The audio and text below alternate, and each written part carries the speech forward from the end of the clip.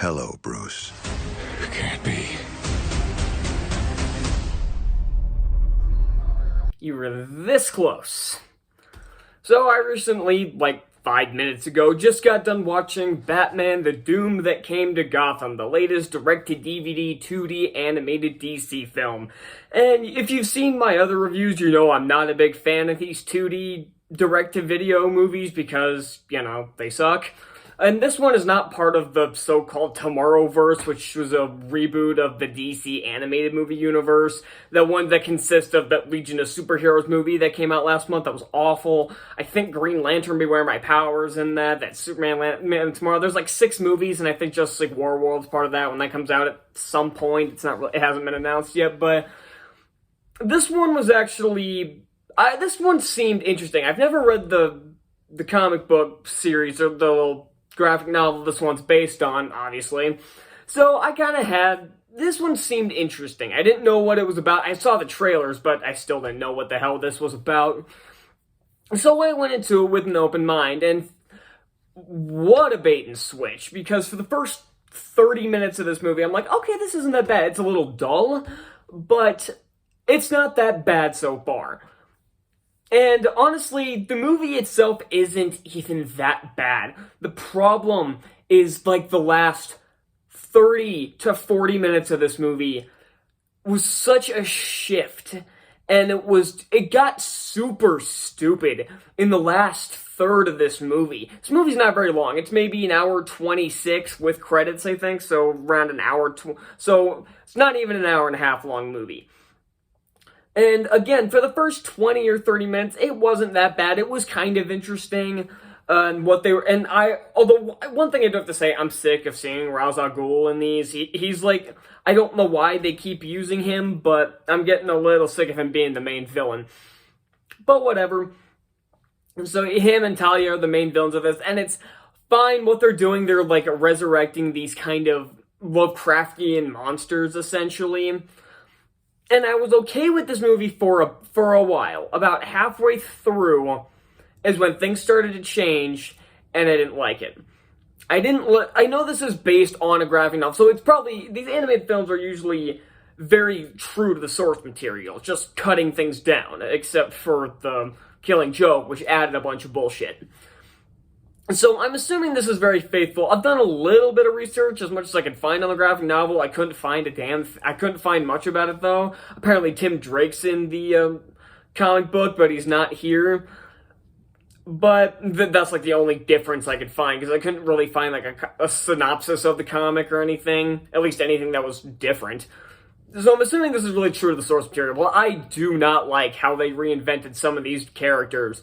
Like, Poison Ivy is just a Lovecraftian monster in this movie. And Harvey Dent, like, the way he becomes Two-Face is because of Poison Ivy, which in and of itself isn't a terrible idea, but he also kind of becomes half of a Lovecraftian monster and literally does nothing. He becomes Two-Face and sits around. And he only shows up as Two-Face twice.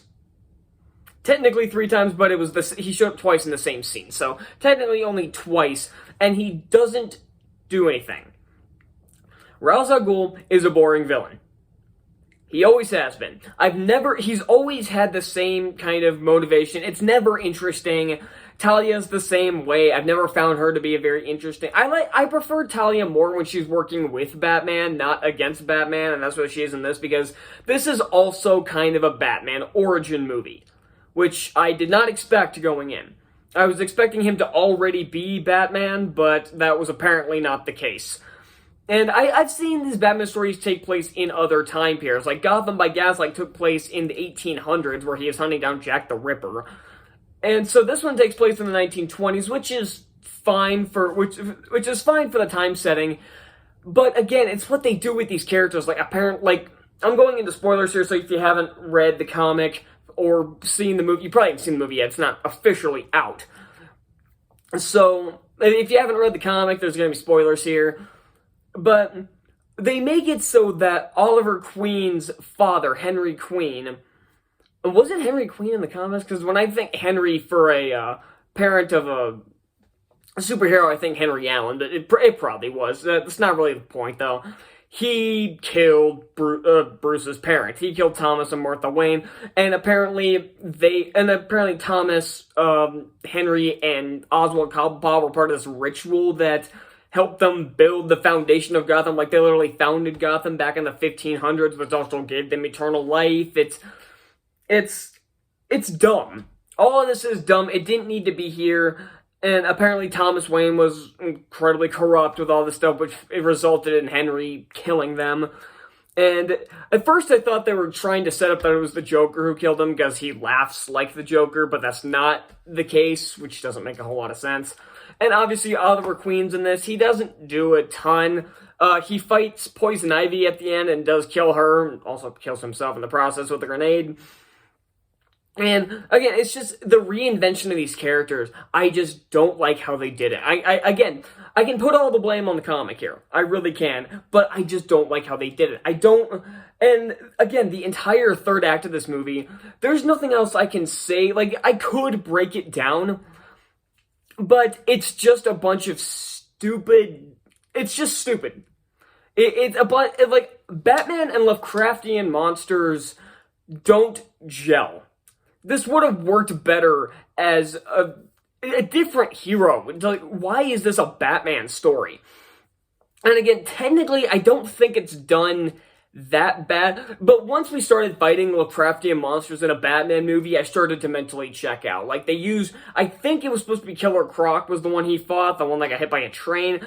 And again, okay, so that brings us to the action sequences, because I already talked about ones like Poison Ivy and ones they brought into this. The action sequences, at first, are fine. Like, normally this 2D style really hampers the action sequences, especially in something like Green Lantern Beware My Power, where the action sequences were so boring to watch because the movement was really restrained and just dull to look at. Here, the action sequences are pretty decent. They actually have some fluid motions, and it seemed like they actually tried. But again, once he started fighting the Lovecraftian monsters, I started to mentally check out. The action sequences got boring. There was nothing really interesting to look at. There's a lot of, like, big visuals in this movie, but none of them were really creative enough for me to give a damn. And there's this whole thing where even Batman at the end turns into some big Lovecraftian giant bat. And oh my god, that would take an entire video to express why I find that to be stupid. And it just becomes just two monsters beating on each other. Instead of Batman versus Ra's al Ghul, it's just two monsters beating on each other, and it's not interesting to look at. And then there's the ending where after he basically blows up the entire cave, and it seems like himself as well, it's revealed that he's just alive, hanging out in a bell tower. Seriously, we're doing that shit again, where it's the obvious where they're talking about him after he's died, and it does the close-up on the bat's face, and it opens his eyes, and then cuts to black. I'm getting kind of sick of those kinds of endings. I know people find it... I know the filmmakers think it's really cool, and it was probably cool the first 10 times. 11 through 500 got a little irritating.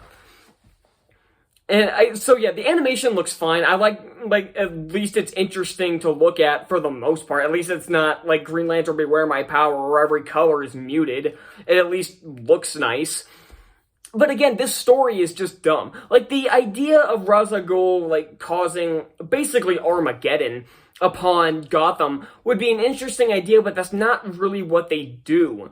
Because really, it's Batman who causes the Armageddon upon Gotham, and it doesn't really do much. And after he, like, sets the entire, like, city on fire, basically, it just cuts to a few months later. Doesn't even give any text, like, this amount of months later. It just cuts a few months later.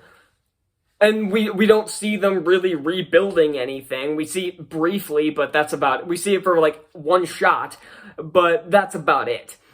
So yeah, this continues the trend of these dumb animated movies that I will have forgotten about in a day. Because Legion of Superheroes, I had forgotten about, like, right after I finished reviewing it, I had basically forgotten everything I had just watched. This is going to be the exact same way. By tomorrow, I won't remember a single fucking thing from this movie. Yeah, so, man, I just reviewed Shazam 2 earlier today, so I'm like, oh, maybe DC's finding their footing, and we get back to this shit. So, and again, this movie was fine for about 30 to 40 minutes, but then the rest of the movie just took a huge nosedive. I got so much less interested in these Lovecraftian bullshit. Then the mystery at the beginning was cool, but then again, the second half just fell off the wagon. I'm giving Batman: The Doom That Came to Gotham a D+. This started out as maybe a C+ movie around Shazam, but the second half of the movie just went blip, blip, blip. It kept dropping in its score, so that's where it ends up. So thank you so much for watching, and I will see you all next time. Bye.